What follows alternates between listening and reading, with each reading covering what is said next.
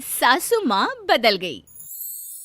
कहानी उस घर की है जहाँ बहू और बेटी को एक माना जाता था, लेकिन फिर अरे शिखा बेटा, तू रसोई में क्यों घुसी रहती है? जा, रोटी मैं बना लूंगी।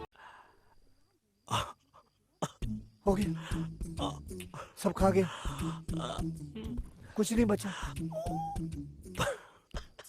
बना लूंगी। नहीं नहीं माँ जी, आप बैठिए, बस सारा खाना बन ही गया है। श्वेता को बोल देती हूँ, वो खाना लगा देगी सबका। सॉरी भाभी, मेरे पास वक्त नहीं है। माँ, मुझे पैसे देना, पार्लर जाना है। हाँ हाँ चली जाना, भाभी को भी ले जाना। वो भी जाने को बोल रही थी पार्लर, पर पहले ना मदद कर दे उसके खाना लगाने में। देख माँ, वो बहू है, उसे बहू रहने देना, इतना सर पर मत चढ़ा भाभी को। श्वेता, ज्यादा मत बोला कर। बहू और बेटी में कोई फर्क नहीं होता है। जा जाकर काम कर। ननद को माँ का भाभी से इस तरह प्यार करना बिल्कुल अच्छा नहीं लगता। वो बार बार किसी न किसी तरह माँ को भाभी के खिलाफ भड़काती रहती, लेकिन कोई फायदा ना होता। एक रोज, अरे बेटे किशन, जा बहू को कहीं घुमा कर ला, सारा दिन घर में काम करती रहती है। हाँ हाँ माँ, हम लोग जा रहे हैं ना गोवा। एहे, रहा नहीं जाता, तड़प ही ऐसी है ना। नहीं, सो अच्छा जी, भाभी ने तो हमें बताया भी नहीं। वैसे तो सारी पंचायत करती है, ये गोवा वाली बात क्यों छुपा गई हमसे? अरे क्योंकि उसे खुद नहीं पता था बहन। मुझे टिकट सस्ती मिल रही थी तो मैंने बुक कर दिया। हाँ शिखा, पैकिंग कर ले, संडे हम जा रहे हैं गोवा। दोपहर में शिखा पैकिंग कर रही थी कि सास आ जाती है। ये क्या बहू, साड़ियाँ? अरे गोवा जा रही है घूमने या फिर शादी में मायके हैं? माँ जी, ऐसा कुछ है ही नहीं, समझ में नहीं आ रहा क्या रखूं कपड़े में। अरे तेरी और श्वेता की साइज तो एक ही है, उसके कुछ मॉडर्न कपड़े ले ले, आकर लौटा देना। हाँ माँ जी, ये ठीक रहेगा। शिखा श्वेता के पास जाती है और उससे कपड़े मांगती है। ना जी ना, मैं अपने कपड़े ना दूं, वैसे भी फैल जाएंगे मेरे कपड़े, बहुत महंगे वाले हैं। Control control. शिखा मुंह लटकाकर कमरे में आ जाती है तो सास कहती है, चल तैयार हो जा, तुझे मैं शॉपिंग करा कर लाती हूँ गोवा की। बस फिर क्या था, सास बहू निकल जाते हैं मार्केट और एक से बढ़कर एक ड्रेस खरीद कर घर आते हैं। पहले बता देती कि नए कपड़े दिलाने वाली है भाभी को, तो मैं अपने ही दे देती ना भाभी को, मुझे दिला देती नए कपड़े। देख श्वेता, परिवार का मतलब सबके साथ रहना होता है, ना कि सिर्फ अपना सोचना। वैसे भी तुझे अच्छे संस्कार सीखने चाहिए। और रही बात कपड़ों की, तो शिखा, आज से घर पर भी तू मॉडर्न कपड़े ही पहनेगी। कोई जरूरत नहीं है ये साड़ी वाड़ी लपेटने की। अब क्या था, घर पर श्वेता और शिखा एक जैसे रहते। एक बार पड़ोसन आती है। अरे बेटा, अपनी माँ को तो बुलाना जरा, बात करनी है। शिखा सास को बताती है और रसोई में चली जाती है। ये आपकी बेटी बहुत बड़ी हो गई है, इसके लिए एक रिश्ता है, कहो तो बता दूं। ये बेटी नहीं बहू है, घर में सब एक जैसा ही रहता है। वैसे मेरी बेटी भी बड़ी हो गई है, कोई रिश्ता हो तो जरूर बताना। पड़ोसन रिश्ता लेकर उन लोगों के घर आती है। तब श्वेता की होने वाली सास कहती है, तो ये घर है, कितने मंजिल का है? और ये बहू ने आपकी क्या पहन रखा है, जीन्स टॉप? अरे भाई, साड़ी वाड़ी नहीं है क्या इसके पास?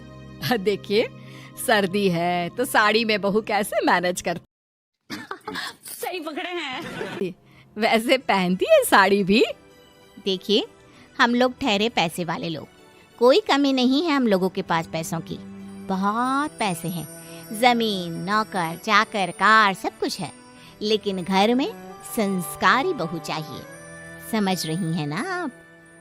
सास कुछ कहती कि श्वेता बोल पड़ती है, हाय रे, नौकर चाकर से लेकर जमीन, कार, पैसा, हाँ, मुझे रिश्ता मंजूर है मुझे। अरे रुक जा श्वेता, मैं बात कर रही हूँ ना। देखिए, हम लोगों के घर इतनी आजादी नहीं मिलेगी, अरे हाँ कर देना माँ, हाँ कर दे जल्दी से। एहे रहा नहीं जाता, तड़प ही ऐसी है ना। नहीं सुके सास क्या करती, बेटी की शादी ऐसे घर में कर देती है जहां ना उनके विचार मिलते हैं और ना ही आचार। शादी के बाद एक रोज फोन पर, श्वेता बेटा एक बार घर आ जा, बहुत दिल करता है तुझे देखने का। माँ वो घर पर बहुत काम होता है, कैसे आऊँ? बड़ा घर है लेकिन आने जाने वालों की लाइन ही लगी रहती है। बेटा मैं तो जानती थी उस घर का हाल, लेकिन तू ही नहीं मान रही थी। माँ देख, हर घर का यही हाल है। तेरी बेटी को यहाँ घूंघट हटाने की परमिशन नहीं है और एक तरफ भाभी स्कर्ट पहनकर घूम रही है। बेटा मुझे क्या पता था कि मेरी बेटी को ससुराल के नाम पर पिंजरा मिल जाएगा। अच्छा माँ फोन रखती हूँ, सास को गर्मा गर्म रोटी खिलानी है। तुम लोगों की तरह नहीं कि एक रोटी बनाओ एक सब्जी बनाओ फिर सारा दिन फ्री होकर घूमो। अरे कहना क्या चाहते हो? सास फोन तो रख देती है, लेकिन सोच में पड़ जाती है कि एक तरफ बेटी जिसे कोई आजादी नहीं, वहीं दूसरी तरफ बहू जिसे देखकर लगता ही नहीं कि उसकी शादी भी हुई है। अगले रोज, शिखा, अरे ओ शिखा। हाँ माँ क्या हुआ, कुछ चाहिए आपको? मैं जिम जा रही थी। जिम के कपड़ों में बहू को देखकर सास को घूंघट में अपनी बेटी का ख्याल आता है। देख बहू, घर में बहू की तरह रहा कर, इतने टाइट कपड़े पहनकर जिम जाना पसंद नहीं मुझे। जा जाकर रोटी बना। माँ खराब हो जाएगा, मैं माँ अम्मा बहन पे आ जाऊंगा, मैं इनकी अम्मा बहन पे आ जाऊंगा। रोटी? माँ अभी तो शाम के 6 बजे हैं, इस वक्त रोटी? अब क्या मेरे खाने पीने पर भी पहरा है? अरे जब मर्जी तब मैं अपने घर में खा भी नहीं सकती क्या? बहू को अजीब लगता है। वो समझ नहीं पाती कि जो सास कल तक इतनी सपोर्टिव थी, उन्हें अचानक से क्या हो गया। वो किचन में जाती है, गरम रोटी के साथ 2 तरह की सब्जी, रायता, सलाद सब लेकर सास के पास आती है। माँ जी खाना। इतना सारा खाना? राक्षस समझा है क्या मुझे? नहीं।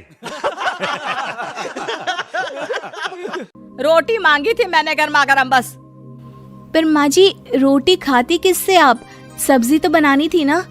अरे भूख मर गई मेरी तेरी बहस से। जा जाकर काम कर, अंदर पूरी रसोई साफ कर। बहू अंदर चली जाती है। थोड़ी देर में श्वेता घर आती है। अरे शिखा जल्दी से चाय ला, पकवान बना, मेरी बेटी आई है। अरे नहीं नहीं माँ, ड्राइवर बाहर खड़ा है। मैं तो घर का कोई सामान खरीदने के बहाने यहाँ आ गई हूँ, मुझे जाना होगा। अरे बेटा पर कितने दिनों बाद देख रही हूँ तुझे, रहने आ जाना 2-4 दिन के लिए। आ जाऊंगी माँ, जब मेरी सास मरेगी तब। मैं तो रोज मन्नत मानती हूँ कि मेरी सास मर जाए तो अच्छा है। अच्छा चल जा रही हूँ माँ। हे भगवान, कैसे कैसे दिन देखने पड़ रहे हैं मेरी बेटी को। सास अंदर जाती है जहाँ श्वेता की जिम वाली सहेली का फोन आया होता है। क्या बात है, आज जिम नहीं आई? अरे पता नहीं यार, आज माँ को क्या हो गया अचानक।